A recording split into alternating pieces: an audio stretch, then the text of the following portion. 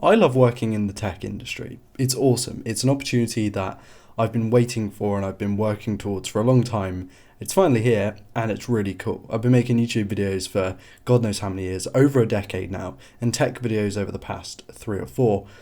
And yeah, I love this industry. I think it's fantastic, but it does have its problems. As with everything in the world, there are issues.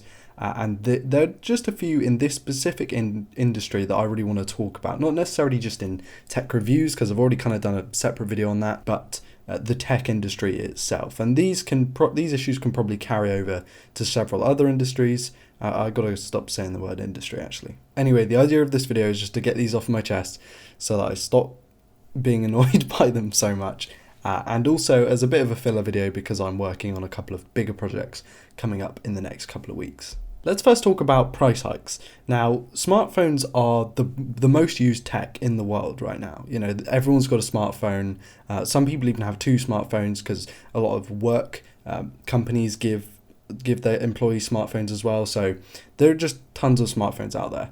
And price hikes are a big thing because, especially with the iPhone, there's an industry there that likes to copy the big players, which kind of makes sense because if the big players are doing well, then the mentality is that if the small firms copy the big firms, they will also get good numbers. The problem is the iPhone costs £1,000 now, and everyone's like, well, if Apple can do that, then I can surely provide that as well. And then that also kind of loops back because then Apple think, well, £1,000 might have seemed like a lot of money for a smartphone, but it doesn't look that bad because other companies are doing it, and it kind of feeds into this circle. And I'm not calling Apple like the one true problem here, but it just means that everyone's copying each other, and then that kind of snowballs, and eventually we'll get to like £2,000 phones that seem acceptable, and I think that's ridiculous. But a lot of people in this industry talk about £1,000 smartphones, especially me. I talk about pricing a lot of the time because I'm a student, I don't have a lot of money. And the problem with that is that a lot of people outside of the tech industry, the people who just buy these iPhones or buy these Samsung Notes or buy these S10 Pluses or whatever, they don't actually see that £1,000 or $1,000, whatever, leave their bank account because most people spending that much on a smartphone will buy it in a contract. So that might cost between $50 and $100 per month. And yeah, to a lot of us who look at it in the outright amount of money, $1,000 is an awful lot of money. But to these people, it's just another payment that they're going to make every single month. And $100 is nothing to scoff at. That's definitely a lot of money for a contract, but it's kind of more progressive over time. And we seem to think more about the outright cost than the people who are actually buying the smartphones, which I guess is tricky because pricing and plans seem to change all over the world, so context matters. But yeah, that is also something that I need to talk about. And another thing about the copying is that a lot of smartphone manufacturers are now creating, or have been creating, features such as a notch and the lack of a headphone port. Both of those seem to be features. And I recently got to spend some time talking to a company, and they said that the reason they lacked a headphone port is not because of IP ratings, which the phone didn't have or anything like that.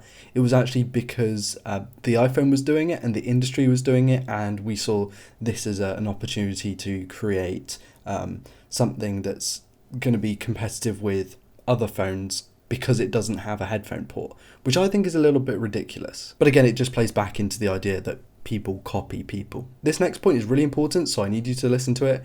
A lot of people will go on Twitter, go on social medias and stuff, and they will defend the brand of the smartphone or the piece of tech that they own. And that is okay to some degree, but you've got to kind of be a bit more mindful about it. See, a lot of people will praise companies. I'm not going to name any names because it happens to everyone, but they will name a company who make their smartphone, and if that company does something wrong, then it's fine, it's not a problem. But if another company does that same thing wrong, oh wow, we need to shame them, name them and shame them.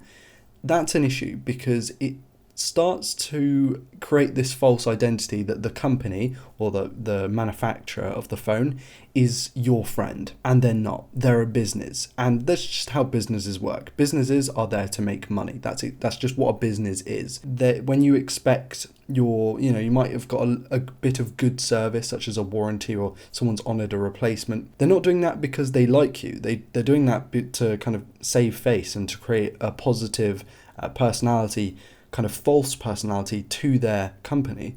to make them more likable and so that people go and buy their products. They're not doing that because they like you. They're doing that for their bottom line. And similarly, a lot of companies will have social media pages such as Twitter, Instagram and stuff like that, and they'll like pieces of content such as photos or tweets that they are tagged in just automatically as a bot. And then suddenly the person who created that piece of content suddenly thinks, wow, okay, well, this company likes me because they liked my tweet or my comment.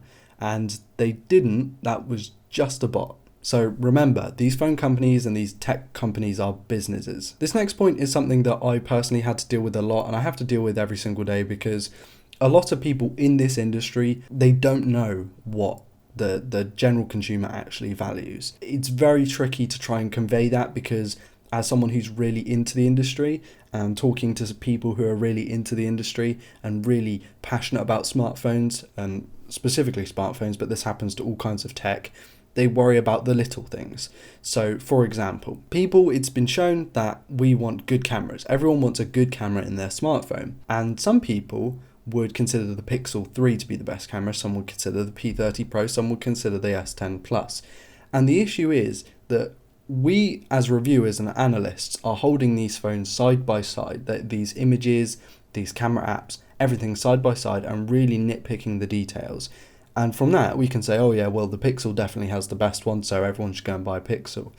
But most people don't hold these phones side by side in these images. They just want a generally good camera. It's the same thing with screens. It's kind of like a diminishing return.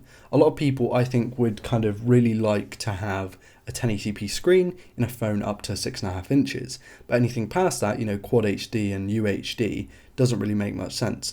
Now, to us, with our little macro lenses and microscopes, yeah, sure, the Quad HD panel is going to do better, but it also reduces performance and battery life. And most people want those two things as well. So the best option is really to go with a full HD panel. The specs, and I've made countless videos on this, but specs don't really matter to the general public. Just the experience. Some people care about price. Not that they want it to be cheap, but some people just want to spend a lot of money on a smartphone because that is perceived quality, and it's a social statement, a fashion statement to have a really expensive phone. That's just some people. And other people really want a cheap phone that does the bare minimum and gets them by. Other people value completely different things. So they might want a micro SD card because they've got a bunch of songs on there that they've had on there for 10 years. And they just kind of want to put them on the new phone. They don't care that it's got 128 gigs of internal storage. They're probably never going to use that. And some people don't want Type-C. Sounds strange. Some people just don't, because they've already got their charger, they've already got the micro USB ecosystem, and they don't want to have to switch over. It might sound counterintuitive, but some people are just like that. Some people just don't care about the headphone port. They just use either wireless, or they don't even use their phone for listening to music or watching videos. Some people are just like that. And I think as a general kind of everyone wants this, you can't really say that, because there are so many different use cases that it's really tricky to kind of, when you're writing a review, to appeal it to everyone, because some people are going to have completely different needs to the other. But the problem with the tech industry and the tech review industry is that most of them are so focused on the nitty-gritty details that they don't see the bigger picture. We also look at things in a very technological way, in a technical way. We look at things with specs and with details.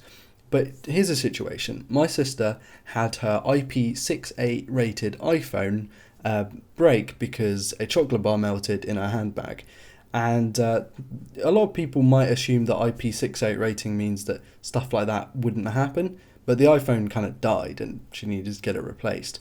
Those are real world scenarios that people don't tend to think about when they're doing drop tests from certain heights and blah, blah, blah. What if you're getting out of a car and you drop the phone and it hits like the sill of the car? Do you know things like that? Those real world scenarios, that's where things are going to get broken. Not in these laboratory conditions where there are certain metrics that have to be met. Everything is tested at specifically 100 centimeters off the ground, or specifically 200 centimeters off the ground. There are nuances and changes in life that you just can't really replicate in lab testing. The industry as a whole is a massively growing industry. We've got new technologies coming out all the time, countless innovations in different tech such as batteries, screens, system on a chips, definitely more efficient and becoming more powerful. But at that same time, because that technology is going so quickly, new phones are coming out all the time and making the old ones obsolete. Now, I would say that the OnePlus 3 is a perfectly good phone to use in 2019, but compared to the OnePlus 7 Pro with its infinitely faster screen and technology and stuff inside it, the OnePlus 3 looks obsolete, when it's actually not. But the problem with the industry is because it's growing so quickly, it makes everything look older than it is. And again, I love that we're moving so quickly, but at the same time it's a bit bittersweet because the thing that I just spent £500 on is now basically pointless, and the thing that's like £2,000 is now the in thing, the cutting edge, and that's the thing that I want. A lot of industries move a lot slower than this, and I think the issue, but also the positive in tech, is that it's growing so quickly that it can be hard to keep up. Also, some extra bits. Some people don't mind the notch. Some people actually like the notch for some reason. Katie, my girlfriend, prefers the OnePlus 6 design to the OnePlus 6T, which is really odd, although she is pretty odd in herself. Some people, for some reason, want a terabyte of storage in their phone, but they don't care what the system on chip is. Again, completely different use case. And guess what? Some people actually really like compact smartphones. I don't know who I'm thinking or talking about there, but yeah. People really like compact smartphones. Anyway, I think that's probably my rant over. I'm going to get to benchmarking a graphics card now. It's like 3 a.m. and I haven't done much work. I've just been thinking about this video. I've got like a whole list of notes here. Anyway, with that, it's time for me to go. Thank you all so much for watching. Please do like, dislike, comment and subscribe if you're new around here to never miss a video like this one. And also tell me if you want to see more videos like this. And kind of more commentary ideas in general. I want to thank my patrons actually for your amazing continued support. And also all my social media links will be in the video description. I'm very active on Twitter at the moment, and I'm going to be posting some product photography photos to Instagram. Yeah. Anyway, I'll see you in the next one. Peace.